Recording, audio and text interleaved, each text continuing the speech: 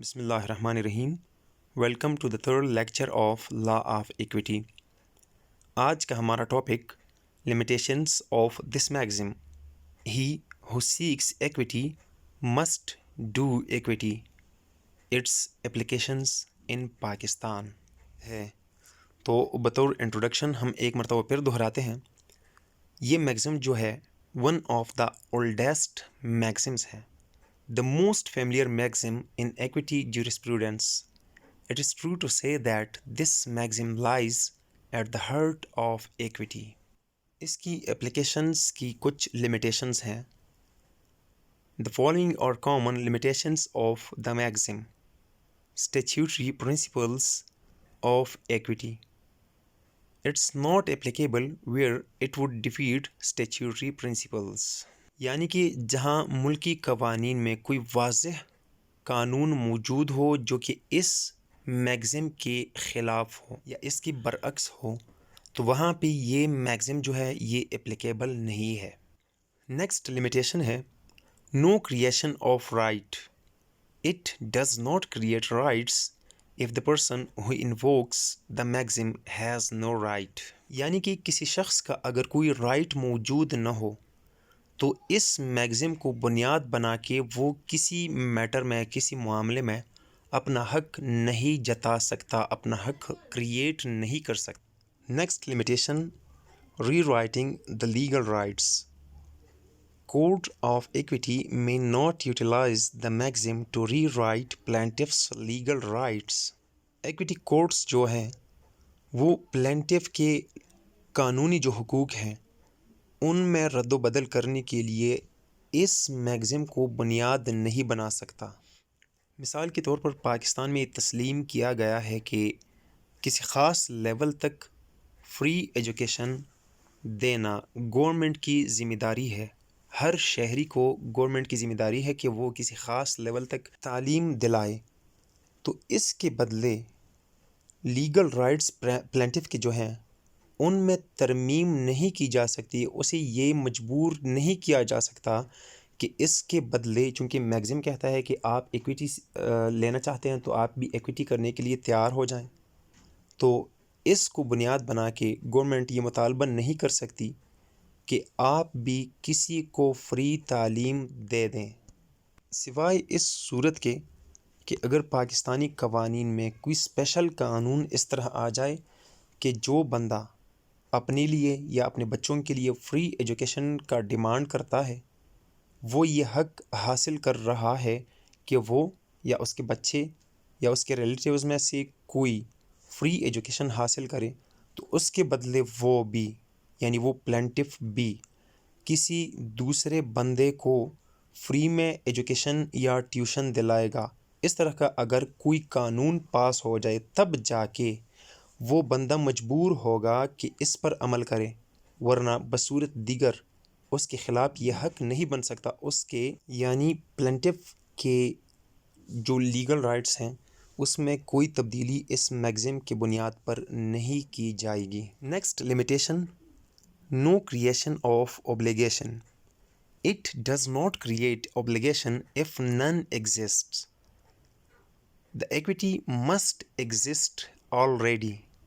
اس کا مطلب یہ ہے کہ اگر پلینٹف پر پہلے سے قانونی طور پر کوئی ذمہ داری موجود نہ ہو تو یہ میگزم بنیاد بنا کے اس کے اوپر کوئی اوبلیگیشن کوئی ذمہ داری نہیں ڈالی جا سکتی اور پلینٹف بھی ڈیفینڈنٹ کے خلاف اس میگزم کو بنیاد بنا کے کوئی اوبلیگیشن کریٹ نہیں کر سکتا. Next limitation no relinquishment of rights.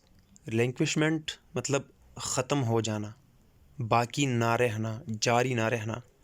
The equity seeker party does not require to sacrifice on rights. یعنی یہ میگزم بنیاد بنا کے ایکویٹی لینے والی پارٹی کو مجبور نہیں کیا جا سکتا کہ وہ اپنے حقوق یا کسی حق سے دستبردار ہو جائے، بلکہ ایکویٹی سیکر پارٹی کے حقوق بالکل باقی رہیں گے، وہ ریلنکوش نہیں ہو جائیں گے اس میگزم کی بنیاد پر. نیکسٹ لمیٹیشن ہے no change in contract. The maxim does not alter the contract it only enforce the existing contract. اس کا مطلب یہ ہے یہ میگزم جو ہے وہ کانٹریکٹ کو تبدیل نہیں کرتا. کانٹریکٹ کے جو بنیادی شقیں ہیں ان میں اس میگزم کی بنیاد پر کوئی تبدیلی نہیں کی جائے گی، بلکہ یہ میگزم کانٹریکٹ کو انفورس کرنے میں، لاگو کرنے میں استعمال ہوتا ہے. مثلاً دو بندوں میں ڈیل طے پاتی ہے، ایک کہے کہ میرے بچے کو آپ سبق پڑھائیں، اس کے بدلے میں میں آپ کو کوئی کنسیڈریشن مثلاً پیسوں کی شکل میں کچھ اجرت میں دوں گا. تو جو کانٹریکٹ طے پا جائے یہ میگزم اس کانٹریکٹ کو موڈیفائی یا تبدیل نہیں کرتا، بلکہ یہ میگزم اسی کانٹریکٹ کو انفورس کرنے میں، لاگو کرنے میں مددگار کے طور پر استعمال کیا جائے گا. نیکسٹ لمیٹیشن ہے فراڈ اور violation of public policy.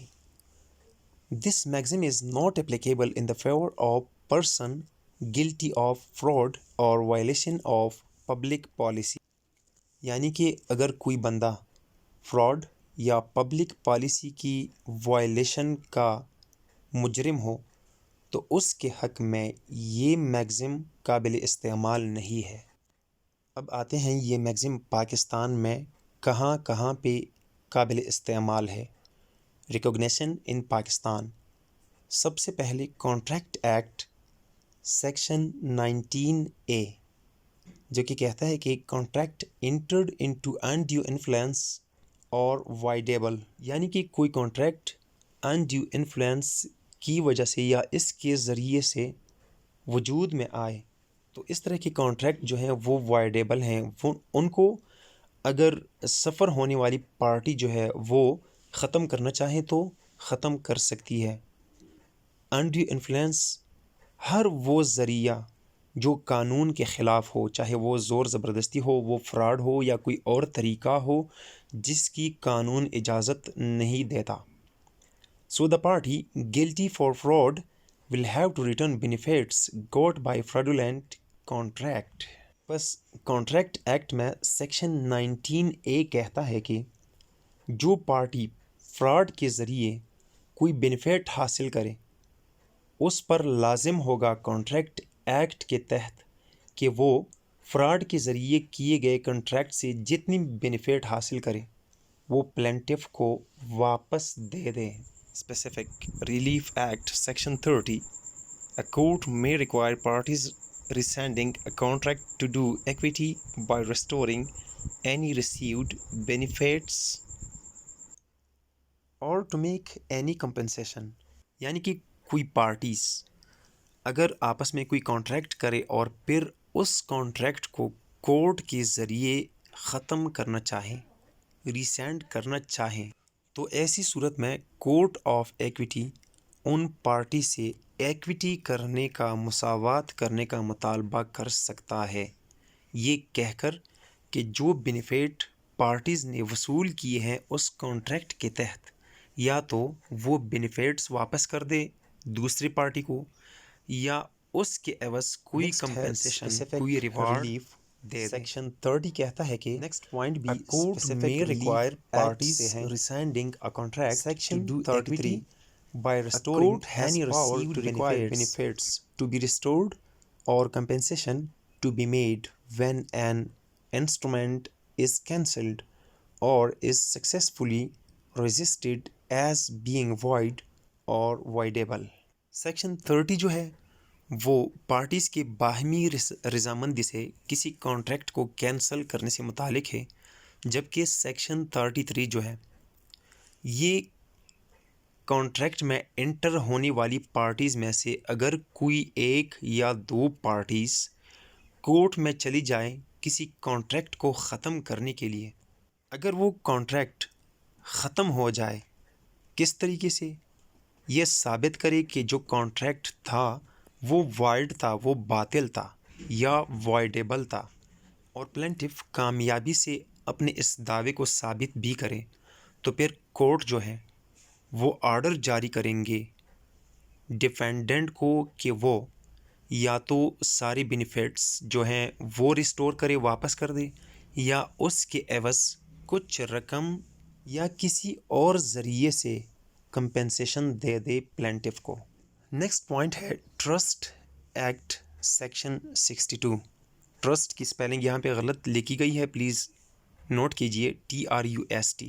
Trust act section 62 یہ کہتا ہے کہ where a beneficiary seeks a declaration of trust اور transfer of trust property wrongfully bought by the trustee, the court will impose him to repay the purchase money with interest and other legitimate expenses as equitable relief۔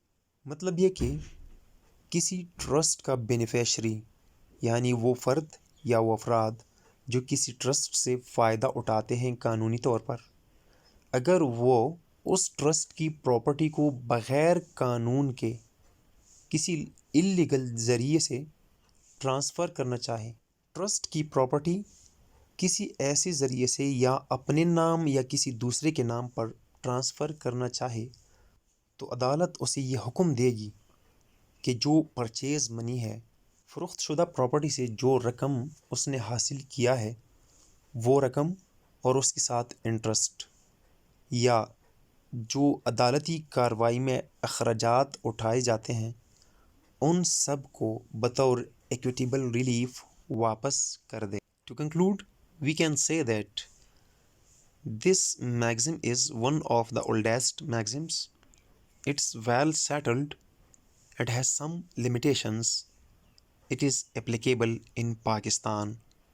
امید ہے آپ کو یہ video پسند آ گئی ہوگی، تو پلیز ویڈیو کو لائک کیجئے، شیئر کیجئے، چینلز سبسکرائب کیجئے، اپنا خیال رکھیے۔